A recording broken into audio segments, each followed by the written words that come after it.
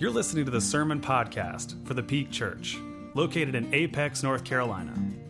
Our church is striving to welcome all who are feeling disconnected from God. And so our hope is that over the next several minutes, you will connect with the God that we are talking about, and you'll resonate deeply with the life that this God wants for you. We hope you enjoy.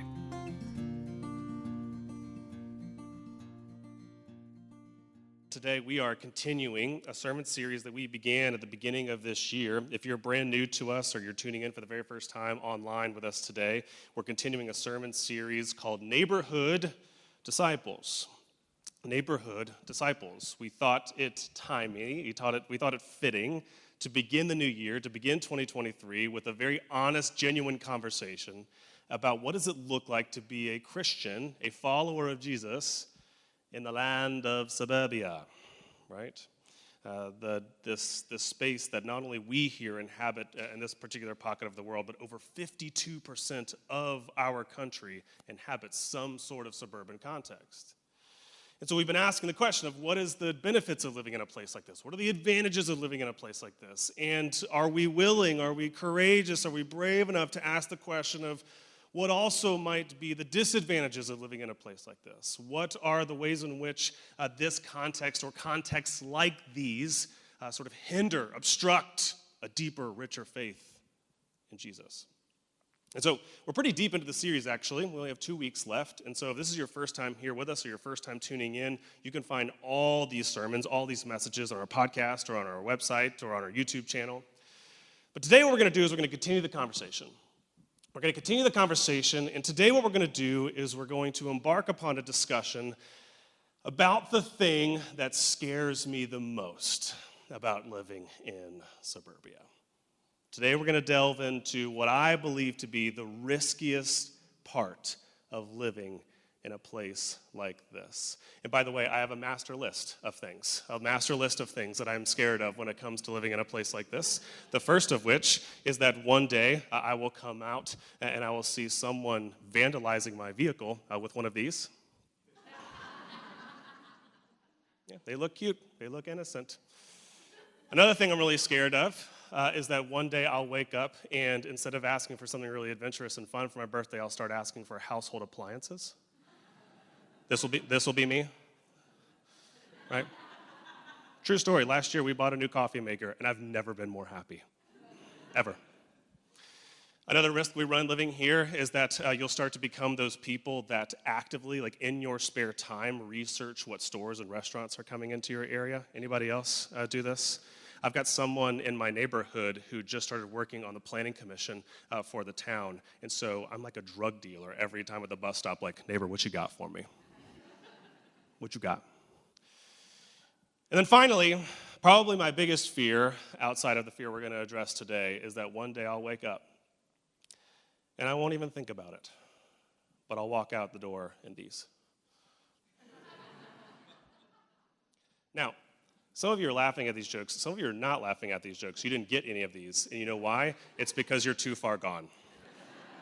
We've lost you. So if there's someone next to you not laughing, don't save them. Don't grab their hand. They're gone, okay? We're just going to move on. We're going to let them be. But again, what is the riskiest part of living in this place? What is the most dangerous part about living in a context like this as it relates to our faith, as it relates to following Jesus? We're going to find that embedded in our story for today. So let's dive in. If you've got your Bibles or your smart devices and you want to follow along today we're going to be camped out again in Luke chapter 10. That's the passage you just heard Craig read a couple moments ago. Here, you're reading and you're hearing a story that if you've spent any time in church, you've heard before, right? Well, many of us are familiar with the story. This is the story of the Good Samaritan. And the way the whole story starts is really interesting. There's one of these like super legalistic religious folks, the religious legal expert, as the author indicates, is having this debate with Jesus, having this argument with Jesus, talking about what is the greatest commandment, what is the biggest thing I ought to sort of centralize all of my focus and attention on. Jesus says, well, you ought to love your neighbor as yourself. And he says, well, like, who is my neighbor? And so the deeper context of that, the sort of subtext is, are there people that I'm allowed to not love? Are there people that I don't have to be as concerned about? Jesus sees right through this, and instead of answering the question, he tells a story. And he tells a story about a man who was journeying down a road. He was leaving Jerusalem, and he was headed to Jericho. Here is a little map of what this sort of situation looks like. It's not drawn to scale, but if you look at this, you'll see where the robbery takes place is on the road in between these two communities, okay? It happens right in between these two suburban sort of spaces, right? It's on this sort of no man's land. And what happens is he gets robbed, he gets thrown in a ditch, and the people who come upon him are exactly the type of people he would have hoped who would have come upon him. Religious people, faithful people, people who are supposed to actually care. And what do? The story says that they did so intentionally. They saw the man, they saw the predicament that he was in, and when they saw him, they crossed over to the other side of the road and went on their way. Why? Why? We don't know, but I'm sure we can sort of hypothesize a bunch of different reasons. One reason might be they were just busy. They were busy. They had too much stuff going on, right? Right after they had to run to the temple, they had to stop by Costco, they had to pick up the children from ballet class, they had to come home and send some carrier pigeon emails, all so that they could finally make it home and watch The Bachelor. Jesus understands. I want to help. I want to be there, but that carpool line, maybe they're too busy, too preoccupied. Or maybe, they did not feel like that person was their responsibility. Again, the reason why I put that lovely graphic, put it back up there real quick, one more time, just so you guys can be standing in awe of my graphic expertise, is because one of the things I want you to see is how tempting it would have been, because of geographically where this occurs, how tempting it would have been for them to say, this person's not my responsibility because they're not my neighbor. They don't live where I live. They don't live in the suburban places where we live. This doesn't happen in my side of town, okay? We take care of ourselves. We manage our affairs. This person, whoever he is, he probably deserved it. Okay, he's probably some lowlife who was just out here up to no good, doing something, involved in some suspicious activity, and this is what happened to him. And so I don't owe him nothing. And they went on their way. This is the scariest part for me about living in a context like this. The scariest part, the riskiest part, I believe, of being a follower of Jesus in contexts like the ones we and much of America inhabits, is what I like to call spiritual insulation. Spiritual insulation.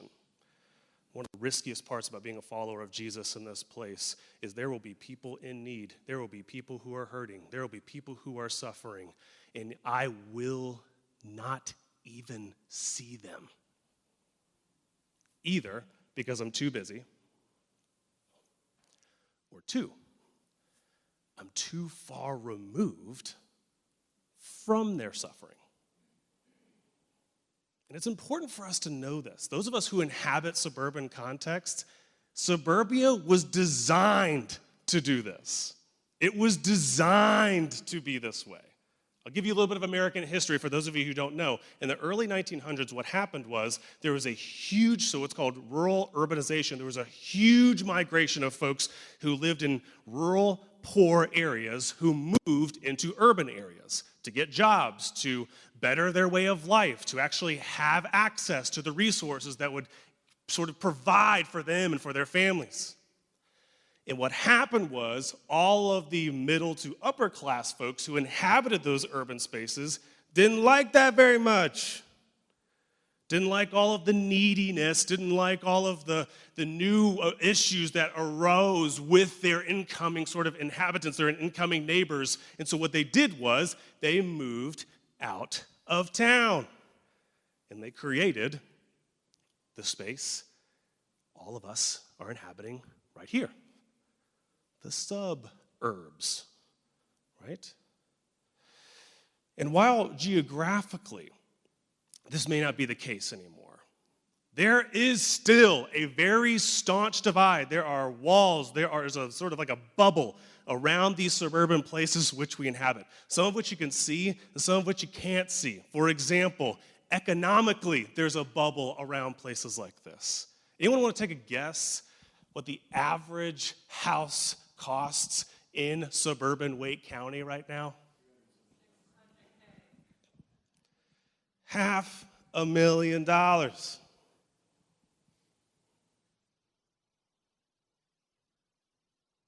And so whether anyone meant it or not, whether anyone set out with that intention or not, the space that we inhabit has been strategically designed to keep the people inside who are self-sufficient, don't have a whole lot of needs, or ones that they're willing to make apparent and obvious to everybody, inside. And to keep those who have needs, who are suffering, who have issues, outside. Let's just be really real for a minute. That's part of why we moved here, isn't it?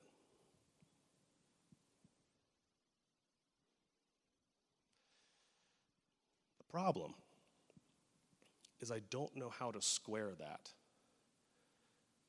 with my other decision, my other desire to follow somebody, to worship somebody who constantly calls me to care for the least of these. Maybe you can. I have no idea how to square those two things. And so, here's what you're going to have to do. Unless you're going to move, here's what you're going to have to do. And I don't want to move. I love my home. I love my community. I love this place that we inhabit. This has become home for us. I want to be here. But here's what you're going to have to do if you want to stay and be a faithful follower of Jesus. You're going to have to routinely, daily, regularly ask yourself the question, how do I make sure in this story I'm not the priest, but the innkeeper? How do I make sure I don't become the priest, but the innkeeper? Sorry to spoil it for you, but you're not the Good Samaritan in this story. Jesus gets that role alone. It's not your job to save nobody. You can't save nobody. It's not your fault that they're in the predicament that they're in most of the time. But it is your responsibility to care for those that Jesus brings into your path. You want to be a follower of Jesus in this space, you're going to have to ask yourself this question. How do I avoid being the priest and instead seek to be the innkeeper? Now, I'm going to warn you, okay? I'm going to warn you, if ever you set out to start asking yourself that question, if ever you say, okay, you know what, yes, I've been a little bit of that, I've been a little bit too preoccupied, I've been a little too busy, I've been sort of narrowly focused only on my life and what my family needs, and I really need to be caring about the needs of my neighbor. If ever you decide to do that, I'm going to just warn you that there are two voices that will start creeping into your psyche trying to stop you. The first of which is this. The first voice you will hear whenever you try to move from being the priest to the innkeeper is this voice that says, yeah, like that sounded good during the sermon, Kyle, but like, have you thought about the implications? Like if you step out and you help some people, then you're going to have to help everybody, and you're going to have to help every cause, and you're going to have to be a champion for every single issue out in the world. Otherwise, you're going to be a hypocrite. I call this voice the saturation effect. Saturation effect. You see, if that voice can saturate you in all of the needs, all the overwhelming issues in this world, what will happen is you'll be confronted with those, and what will you do in response? Nothing. Nothing at all. The saturation effect is when we'd rather be guilty. If we're going to be guilty of something, I'd rather be guilty of being inactive than inconsistent. I'd rather be guilty and criticized for being inactive than inconsistent. My wife and I were talking about this the other day. We're the same way. We are the same way. This plays out in so many different spheres of our lives. This is absolutely, because of this is my wife's relationship with drinking water. Everybody in this room knows how many cups of water you're supposed to drink every day to be healthy. 8. My wife ain't ever gonna drink 8 cups of water a day. And so what she decides to do is drink no water. My wife has not drank a full glass of water since 1995, I swear to you.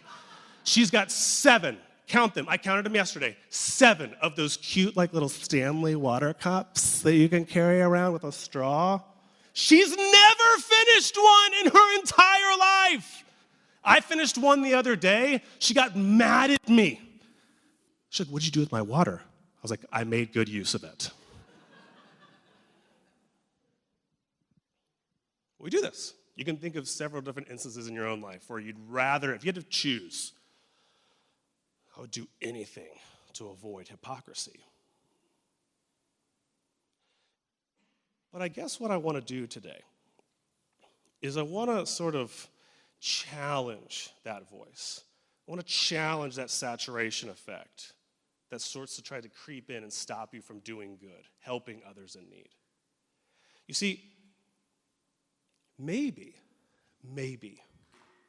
it's okay to only care for, to invest in a very specific, a very limited amount of needs in the world. And hear me out, I'm not justifying something. I've thought a long time about this. Maybe it's actually totally okay to invest in a specific, a limited and exclusive amount of needs and issues in the world. And maybe that doesn't make you a hypocrite.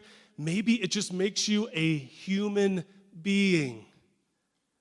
This is the question that I want you to start asking yourself when you find yourself getting plagued by that voice. Is this hypocrisy sort of bubbling up? Or is this just my humanity? Is it just that I'm a limited human being with only a certain number of hours in the day, a certain amount of energy to invest, and I have all of my own problems to work on every single day? Maybe it's okay to pick and choose the places that you're going to invest in. And friends, that is the entire reason why we're launching this neighborhood missionary program. It's because here at this church, my job is not to solve every single one of the world's issues. Take a look at this list. This is the list of just a sampling of the causes that you'll see on that form that you can indicate, man, I want to get involved in that. I want to be a part of that. And this isn't even the total list. This was just all I could fit onto a screen and make it barely readable for you to actually make out what words are on said screen. It's not my job to fix every single one of these issues. My job, and I take this job incredibly seriously, my job is to help you figure out what has God put you on this earth to do? What needs has God strategically positioned you to meet? And then deploy you to go and serve. And then secondarily, I am to look at this list and I am to trust that whatever needs we here at the Peak Church don't meet in the world, God at this very moment is raising up other churches, other Christians, other people, maybe even inside and outside the church, to meet those needs. This is God's mission we're participating in. Wasn't our idea. And so, friends, now hear me. I'm not trying to manipulate or coerce you into signing up for this program. Maybe this is not a good season for you. You can't step up to that commitment that we talked about earlier. That's fine. But what you can't do, what you and I are not allowed to do, is nothing. Because, good Lord, speaking of hypocrisy, it takes a special kind of hypocrite to say, yeah, I just don't get involved in things because I actually care too much to help some and not others, and so I've chosen to do nothing. It's like in middle school, I had a friend named Eric who didn't make the basketball team, and he came to us and he was like, it's because I was too good, and the coach didn't want me to create jealousy amongst it. I was like, nah, bro, it's because you can't make a layup. We were watching. And so number one, the first voice that you're going to encounter, it's going to come in like a wave, is this, especially with social media and a 24-hour news cycle, you're going to be saturated all the time with all the needs of the world, and it'll stop you if you let it. The second effect, the second obstacle that you'll encounter if ever you try to shift, if you read this story and you say, yes, God, I don't want to be one of the priests, I don't want to be one of the Levites, the people in the story who just sort of walk right by the needs of this world, like I want to be an innkeeper, you want to be one of those, the other effect that you're going to have to overcome is this voice, the second voice. And this voice sounds like this. This voice says, again, Kyle, like that sounded really, really good when in the sermon, when we were in church and we were all together and we were laughing together and having fun together, like that was great. But now, like the need is there, and if I step out to meet it, like what if I get hurt? What if I get taken advantage of? What if I risk danger? This effect is the safety effect. The safety effect. The little voice that says, you should not do anything that compromises safety, even compassion. And good Lord, if we know anything about suburbia, let's just be real for a minute. If we know anything about suburbia, is we hate danger. We hate anything that has any ounce of risk. If you don't believe me, later today, I want you to get on your phone, and if you don't have this app, I want you to download the Nextdoor app. Anybody not on this? You are missing out, I swear to you. We took Twitter and we gave it to our most paranoid neighbors. And as a result, we get stories like this. Farting in my mailbox. There is someone, not who's doing this, but there's someone out there who believes this is happening to them. They straight up walk into the world. They are out among us, and they believe this is happening to them. Secondly, spy flowers. I don't know what my neighbor's up to over there, but they're growing the flowers. And first the Chinese with the balloon thing, and now the flowers. I don't know what's happening. No privacy. You'll also see this one. There's a hot dog bandit out there. We're in church, so I had to blur a lot of this out. Which one of you, friendly neighbors, that's what's blanked out there. That's what's blanked out. That's what we can't see. Put a hot dog on my porch. Coming for you.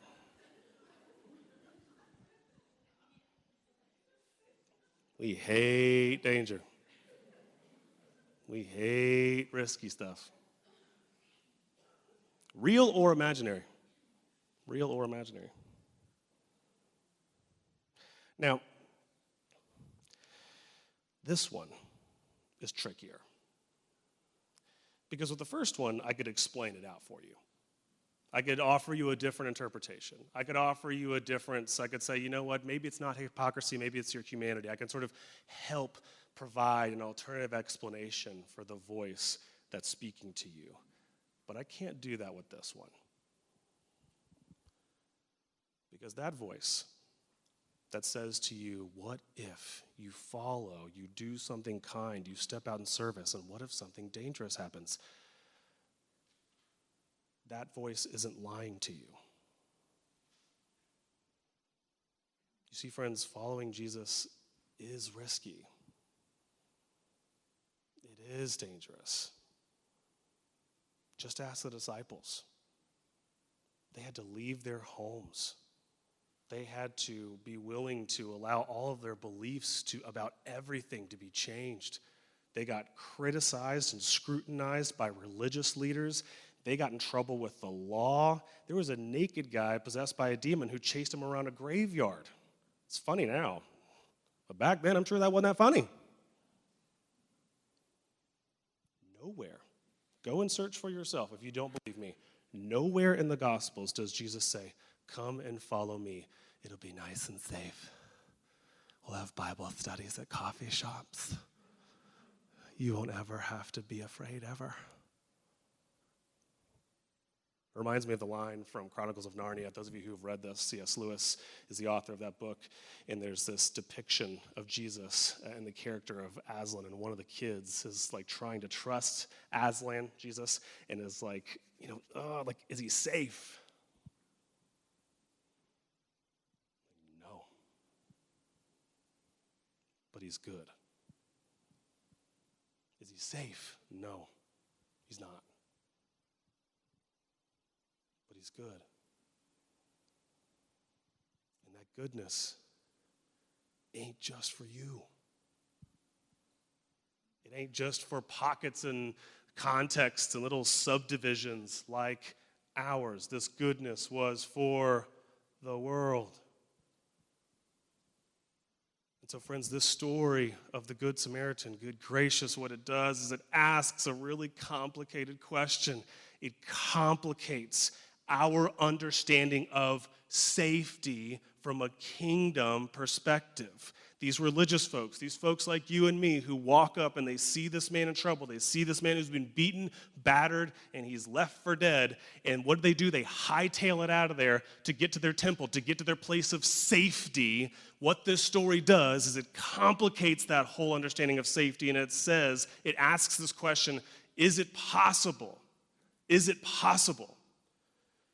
that some of the places that we run, we flee to find physical safety are spiritually the riskiest places to be?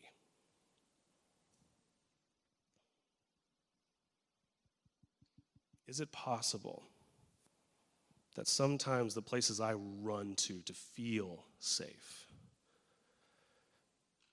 are precisely in the opposite direction of where my Jesus is going? And furthermore, do I have enough compassion and guts to change course, to risk losing that feeling of safety in attempts to be in the presence of the only one who can actually guarantee it? Thank you for listening to the Peak Podcast. Make sure you subscribe wherever podcasts can be found. For more information on how to get connected with our church, please visit us at thepeakchurch.org.